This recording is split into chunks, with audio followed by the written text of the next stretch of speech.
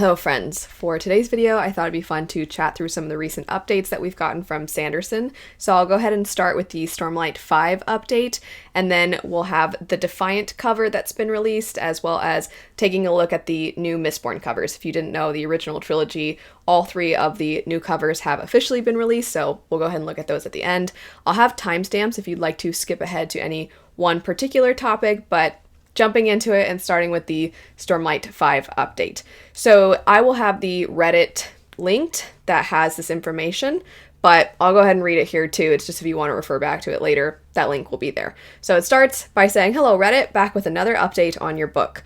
I'm going to do a spoiler-free update in this paragraph, but the rest of the update will contain some small spoilers, so don't read on past this paragraph unless you want to know more. They aren't huge spoilers, but I will talk about the structure of the book, which might lead people to guess some things. So fair warning. If you've read book 4 though, none of this should be anything concerning spoiler-wise. Anyway, the non-spoiler version is this. I'm roughly 1/3 the way done and on target for finishing a first draft by the end of the year with our November release next year. I'm sorry it's taking a little longer on this one, but all looks good for our targets." Okay, read on for light spoilers. First off, if you missed it in the state of Sanderson, the working title of this book right now is some variation on Knights of Wind and Truth. I've been shortening that a lot to Wind and Truth in my mind as I write, so it's possible I might just go with that as the cover title. If I do, the rest of you can know that in our hearts, the real title is Knights of Wind Truth. That way you can have your symmetrical title. So where are we? Well, I hope to have this section done by January this year, and it took 2 months longer. I'd anticipated this section, which includes Kaladin Szeth and the Szeth flashbacks, to be around 100,000 words. It ended up being 150,000 words. Does that mean we're actually 1/3 of the way through the book, or are we less since this section went long? Hard to say. I write each section at the length that feels right, but I do tend to self-regulate to keep things around the right length for a novel. This is all a lot of guesswork when it comes to lengths. Best guess I can make right now is that this is what I have remaining. Section 2. This will be Shallan Dalinar with some Navani and Renarin. I'm writing these in a group as these viewpoints, while not as intertwined as Szeth and Kaladin, feel the next good division point. Goal is right now to write this all straight through, beginning to end, including epilogues if there are any to this sequence. My gut says this will be another 150,000 word sequence on par with the Kaladin Szeth one. Those groups are at the core of the book, but there's still some to do afterwards. Notably, Adolin, Yasna, and Venli. Each will have a nice little chunk in this book, and while their plot lines aren't interconnected, I'll probably write them all through together. I anticipate these sequences to be a total of around 100,000 words. From there will be probably a few little bits here and there to do, along with the interludes, which total should be 50,000. Now, before you go theorizing too much, if I didn't mention a character, it doesn't mean they aren't in the book. I'm just using a certain other character's sequence as the kind of core viewpoint for that part. For example, Rlain will be in the Renarin sequence, he just isn't likely to get as many viewpoints. So if there's a character I didn't mention that has had viewpoints before, there's a good chance I'll include them in one of the other plot lines. My goal this year is to do a minimum of 30,000 words a month. With 10 months remaining, that gets me exactly this number of words by the end of December. Hopefully, I can keep this pace, which isn't too aggressive for a professional author, but I've got a lot to do this year. My goal is going to be to come back to you after Sequence 2 is finished, the second book of the trilogy that makes up this novel, if you remember that I treat each Stormlight book kind of like a trilogy bound into one volume. That's 150,000 words, so about 5 months. And then after that, he has some concept art, so I'll have that in a second, but I do want to give a little warning because he gives a minor spoiler warning for this art, so I'll just give you a sec if you want to skip past the art and you really don't want to see it. It's really cool, so I'm going to put it on the screen. Here we go.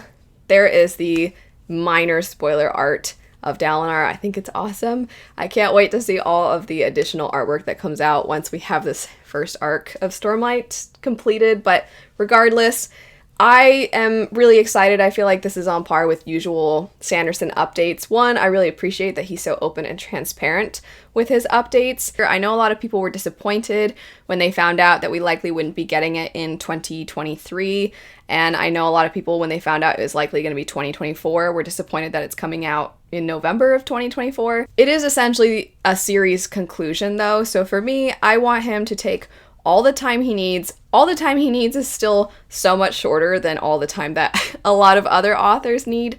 So I just want him to do whatever he needs to do to put out the book that he wants to put out, that he's proud of, and that is going to do this series justice, because so many of us are huge Stormlight Archive fans, and I know that from the other books by Sanderson I've read, I tend to really like his series conclusions, but I wouldn't want him to rush it, especially given that this is so long, and there's been so much established in those first 4 books, and on top of that, because of the way that he's structuring it, where the first 5 books are essentially their own series, and then the next 5 books will be essentially their own series, it's not just a series ending, it's almost like you have to treat it like middle book, because it has to then set up things that will come into play in the next arc.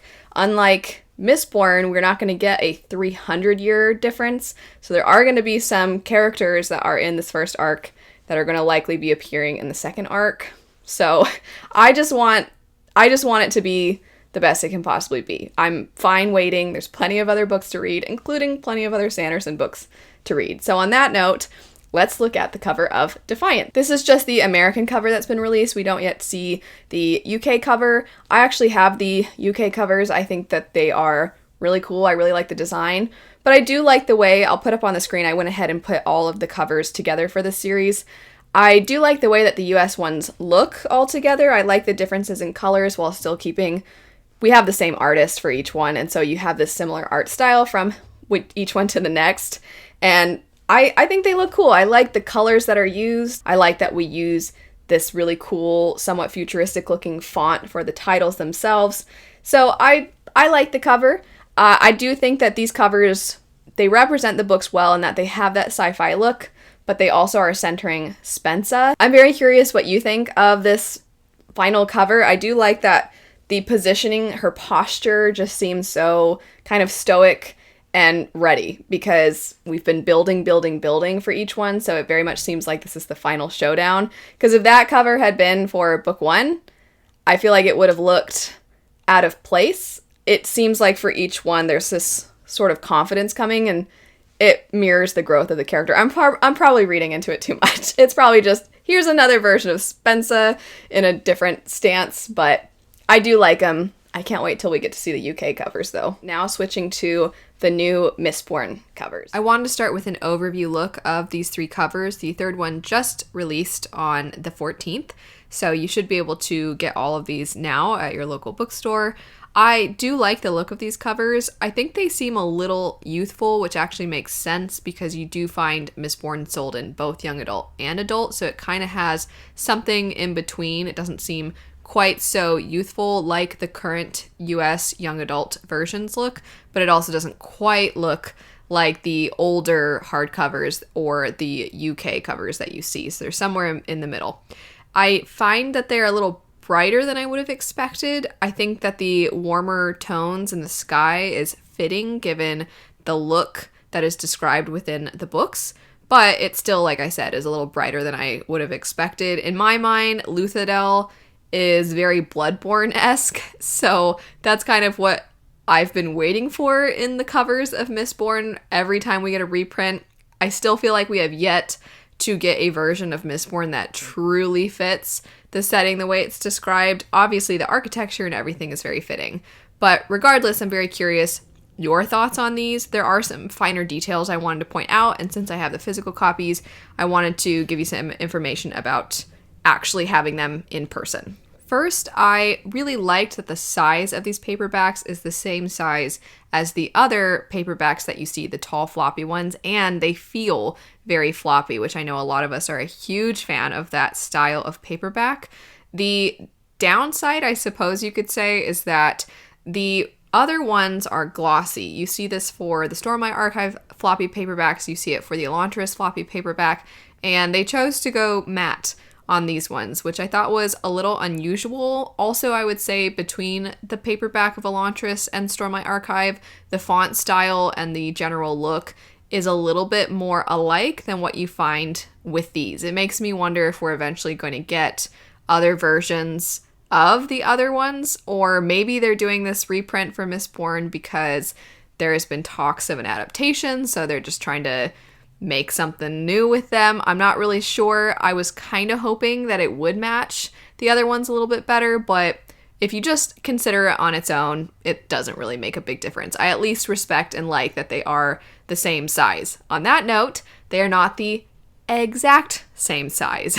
They are just the tiniest bit off, both from each other and from the Stormlight Archive books. The Stormlight Archive paperbacks I have are also slightly off from each other, but very, very close.